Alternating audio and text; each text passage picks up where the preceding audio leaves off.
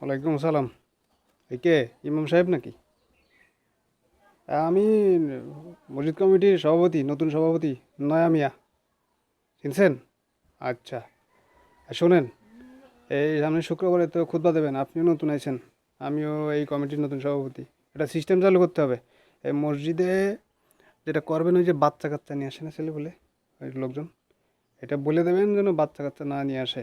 হ্যাঁ, এই বাচ্চা কাচ্চা নিয়ে এসে কান্নাকাটি করে, লাফালাফি ঝাপাঝাপি দৌড়দৌড়ি এটা সেটা করে, বলে দেবেন এগুলো যাতে না করে। এগুলো করলে এই ইবাদত বন্দেগী করতে যায় মনোযোগ ক্ষুণ্ণ হয়, ঠিক মতো আল্লাহকে ডাকা যায় না।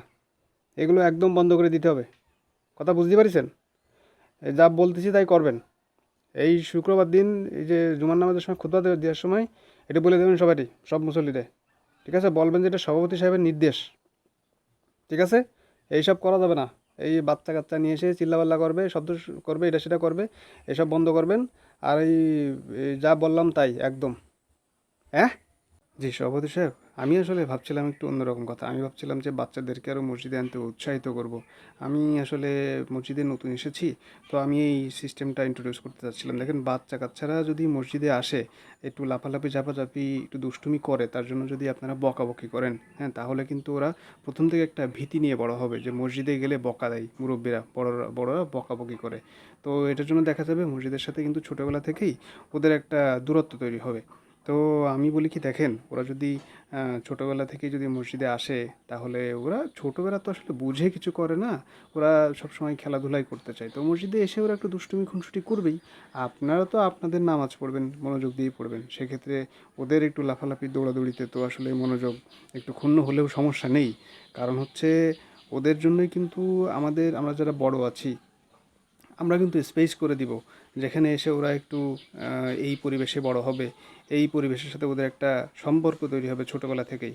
তাহলে দেখবেন যে বড় হলে আপনাদের আলাদা করে শেখাতে হবে না, এই ওকে সালাম দাও, মুরব্বীদেরকে সালাম দিতে হবে, কোরআন তেলাওয়াত শেখাতে হবে না। বড় হলে যে দেখা যাবে যে অনেক বড় মানুষ আছে পারে না, হ্যাঁ, মসজিদের সাথেও ভালো সম্পর্ক নেই, নামাজ পড়ে না।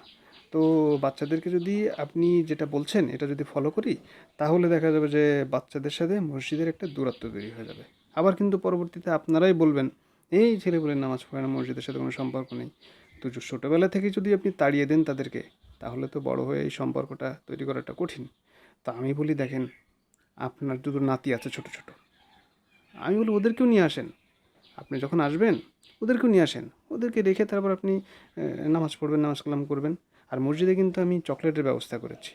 হ্যাঁ, একটা বক্স আছে, ওখানে চকলেট রাখা আছে, যত বাচ্চা কাচ্চারা আসবে ওখান থেকে চকলেট নিয়ে চকলেট খাবে, দৌড়াদৌড়ি করবে, নামাজ পড়বে, আনন্দ করবে, তারপর বাড়িতে ফিরে যাবে। এটা ভালো হয় না? তো আমি কিন্তু সভাপতি সাহেব আপনাকে দাওয়াত দিচ্ছি, আপনি আপনার নাতি দুটোকেও নিয়ে মসজিদে চলে আসেন।